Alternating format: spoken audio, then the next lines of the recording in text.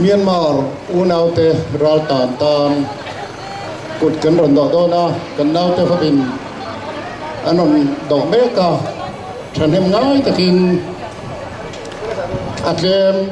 amo tamlua mo chuang lovin thanem ngai takin min lo thak sak thei la kan long patom chu kama chuan ti kan sale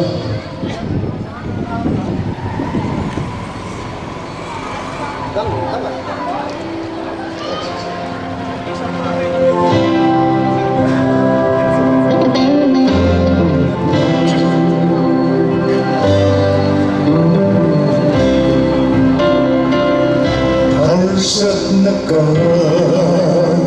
rơi lấy riêng lùng ít liang để chưa tâm rẽ mà sẽ xóa đã đâu ra lâu ra dòng cây đi dài ăn rẽ to see